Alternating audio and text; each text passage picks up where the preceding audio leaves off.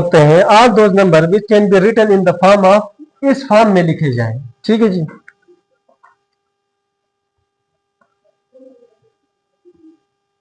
किस फॉर्म में? P by Q की फॉर्म में कोई भी नंबर लिखा जाए और यहां पर ये पी और क्यू जो है दोनों नंबर ये बिलोंग करें किससे? इंटीजर से। और लाजमन ये जो क्यू है ये आप लोगों के पास जीरो ना हो। इस तरह के तमाम नंबर को हम लोग रेशनल नंबर बोलते हैं, जैसे 1/2। अब 1 आप लोग देख ले सेट ऑफ इंटीजर में मौजूद है कि नहीं है। देखें सेट ऑफ इंटीजर ये है, 1 यहाँ पर मौजूद है। इसी तरह से जो क्यू है आप लोगों के पास वो उसकी जगह पे यहाँ पर 2 है, तो 2 यहाँ पर देख ले आप लोगों के पास, वो भी आप लोगों के पास नेचुरल ये इंटीजर्स में मौजूद है।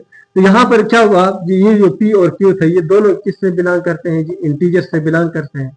ये वाली कंडीशन तो पूरी उतर आई, ठीक है जी, ये भी पूरी उतर आई, ये भी पूरी। अब यहाँ पर देख रहे हैं Q is not equal to 0, Q 0 नहीं होना चाहिए, तो यहाँ पर 2 है, 0 तो नहीं है।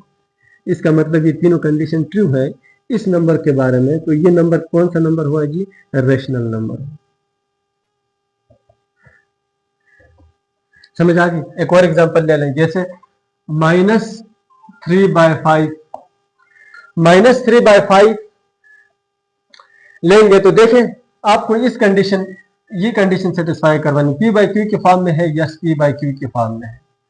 पी और क्यू बिलोंग टू इंटीजर है। -3 क्या इंटीजर है? यस इंटीजर है। क्या 5 इंटीजर है? इसका यस 5 भी इंटीजर आप लोगों के पास। तो ये दोनों कंडीशन तो ट्रू हो गई। अब q is not equal to 0, 5 is not equal to 0, तीनों कंडीशन ट्रू। इसका मतलब -3/5 is a rational number.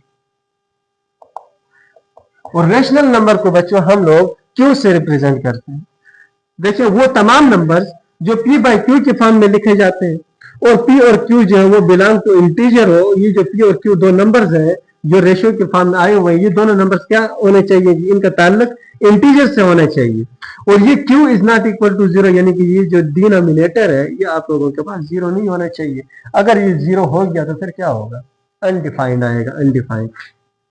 0 divided by any number, 0 divided by any number is equal to हमारे पास 0 आता है। और 0 हमारे पास डिफाइंड है। देखिए हमारे पास होल नंबर है, इंटीजर है। लेकिन अगर आप लोगों के पास एनी नंबर डिवाइडेड बाय आप लोगों के पास क्या आ जाए? 0 आ जाए, वो आप लोगों के पास अनडिफाइंड आता है। इतना बड़ा नंबर आएगा या इतना छोटा नंबर आएगा जिस तक आपकी पहुंच ही नहीं है, इन्फिनिटी आएगा। ठीक है जी, तो हमारे पास 0 से हमारे पास डिवीजन अलाउ नहीं है। अच्छा, इस तरह से आप लोगों के पास रेशनल नंबर को मजीद स्टडी करेंगे तो आप लोगों को पता चलेगा कि दो नंबर्स को जब हम लोग डिवाइड करते हैं तो हमारे पास पॉइंट के फॉर्म में आ जाता है, जिसको हम डेसिमल फॉर्म बोलते हैं। This is fraction form. अगर हम लोग इसको सिंप्लीफाई कर दें तो ये हमारे पास हो जाता है। देखिए नीचे वाला आप लोगों के पास डिनोमिनेटर, ऊपर वाला आप लोगों के पास न्यूमरेटर। डिनोमिनेटर आप लोगों के पास बाहर आएगा, न्यूमरेटर यहाँ पे अंदर हो।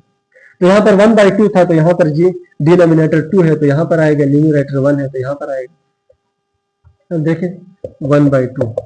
यहाँ पर जो बाहर वाला नंबर है ये आप लोगों के पास जो डिवाइजर है वो आप लोगों के पास डिवाइडेंड से आप लोगों के पास बड़ा है, तो आप लोग क्या करेंगे? यहाँ पर पॉइंट लगाएंगे, यहाँ पर 0 लगाए तो 2 5 10, यानी कि 1/2 0.5 के बराबर आता है। This is the fraction form and this is decimal form. Decimal form को आप लोग देखेंगे तो 2 से 3 कांसेप्ट और आ जाएंगे। यानी कि आप लोग देख लें ये नंबर आप लोगों ने डिवाइड किया और पॉइंट के बाद ये नंबर खत्म हो गया। तो इस तरह के डेसिमल नंबर्स को हम लोग बोलते हैं टर्मिनेटिंग डेसिमल, यानी कि जो पॉइंट डेसिमल यानी कि पॉइंट के बाद स्टॉप होते हैं। या इसका दूसरा माना हो सकता है फाइनाइट आफ्टर डेसिमल। डेसिमल के बाद फाइनाइट मतलब जो हम गिन सकते हैं। देखिए यहाँ पर 1 डिजिट है। इसी तरह से अगर कोई नंबर आ जाए जी 0.1 2 3 4 5 आ जाता है और यहाँ पर खत्म हो जाता है। देखिए ये तो एक स्टॉप हो रहे हैं डेसिमल के बाद, या तो आप लोग इनको गिन सकते हो। दोनों कंसेप्ट एक ही। तो वो नंबर जो डेसिमल के बाद खत्म होते हैं या स्टॉप होते हैं या जिनको हम गिन सकते हैं, उन डेसिमल को हम लोग टर्मिनेटिंग डेसिमल बोलते हैं। ठीक है जी। अच्छा, अब आप लोगों के पास जो नेक्स्ट है वो आप लोगों के पास नॉन टर्मिनेटिंग है। नॉन टर्मिनेटिंग मतलब कि कोई भी नंबर हम लोगों ने लिख लिया, स्टार डिवाइडेड बाय स्टार, कोई भी दो नंबर्स है हम लोगों ने डिवाइड किया और वो उसकी डेसिमल फॉर्म कुछ यूं आ रही है कि 0 पॉइंट या 1 2 3 4 5 अप टू सो ऑन। मतलब ये खत्म नहीं हो रहे डेसिमल के बाद। अब खत्म नहीं होंगे तो ये हमारे पास इनफाइनाइट होंगे, और इनफाइनाइट को हम लोग गिन ही नहीं सकते। ठीक है जी। तो वो नंबर जो आप लोगों के पास पॉइंट के बाद डेसिमल के बाद खत्म हो रहे हैं वो आप लोगों के पास टर्मिनेटिंग डेसिमल, और जो खत्म नहीं हो रहे वो आप लोगों के पास नॉन टर्मिनेटिंग डेसिमल। जो टर्मिनेटिंग डेसिमल्स है वो आप लोगों के पास रेशनल नंबर होंगे। रेशनल, यहां पर मैं लिख लेता हूं क्यू, रेशनल। और नॉन टर्मिनेटिंग के ऊपर भी अभी आप मजीद पढ़ेंगे कि नॉन टर्मिनेटिंग आप लोगों के पास रेशनल नंबर्स होंगे या नहीं। देखिए नॉन टर्मिनेटिंग में फॉर एग्जांपल आप लोग कोई भी नंबर ले लें 1/3, 1/3 आप लोग यहां से आप लोगों के पास क्या आ जाएगा, 3 बाहर 1 अंदर, यहाँ पर पॉइंट, यहाँ पर 0, 3 3 are 9, यहाँ पर फिर 1 बचा। ठीक है जी, यहाँ पर फिर 0 लगा, यहाँ पर 3, यहाँ पर फिर 9 हो जाएगा। यहाँ पर ये नंबर इस तरह से चलता रहेगा। 1/3 इज इक्वल टू 0.33333। ठीक है जी, 1/3 इस नंबर के बराबर। अब आप लोग यहाँ पर देख लें, ये जो पॉइंट के बाद जो डेसिमल के बाद नंबर्स है ये इनफाइनाइट है। इनफाइनाइट है मतलब नॉन टर्मिनेटिंग, खत्म नहीं हो रहे।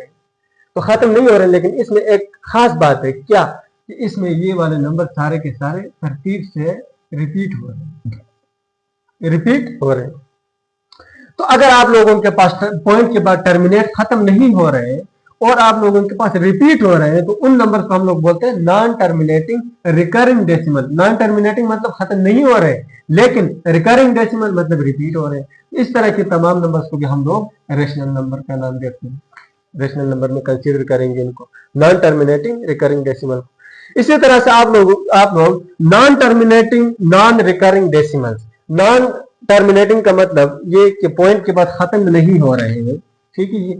और नॉन रिकरिंग का मतलब क्या हुआ, नॉन रिकरिंग का मतलब ये हुआ कि मतलब वो रिपीट भी नहीं हो रहे हैं। तो यहाँ पर देख लें पाई की जो एक कांस्टेंट वैल्यू है वो हमारे पास क्या है जी, 3.1415926535।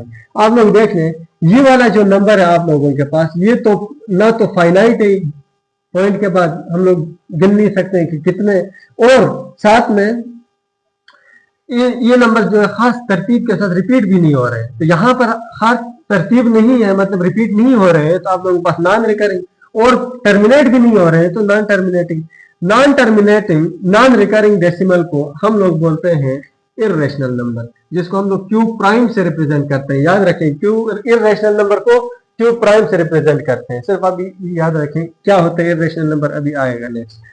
अच्छा, इसी तरह से आप लोगों के पास कई दफा आप लोगों को बोला जाएगा, चलिए ये क्वेश्चन में आप लोगों को अभी डिस्कस करता हूं, पहले इर्रेशनल क्लियर करें। इर्रेशनल नंबर सिंपल वो नंबर जो रेशनल नहीं है, जिनको हम पी बाई क्यू के फॉर्म में नहीं लिख सकते हैं, उन नंबर्स को हम लोग इर्रेशनल नंबर बोलते हैं।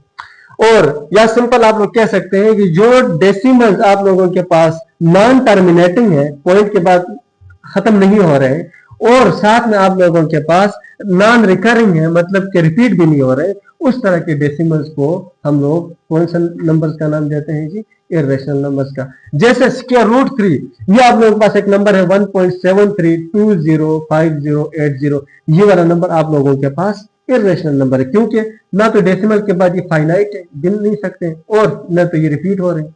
इसी तरह से स्क्वायर रूट 5 ले ले, ये सारे नंबर आप लोगों के पास इर्रेशनल नंबर है। याद रखें इर्रेशनल नंबर और रेशनल नंबर की पहचान, अगर स्क्वायर रूट के अंदर आप लोगों के पास ये पहचान होनी चाहिए आप लोगों के पास कि स्क्वायर रूट के अंदर नॉन परफेक्ट स्क्वायर होना चाहिए।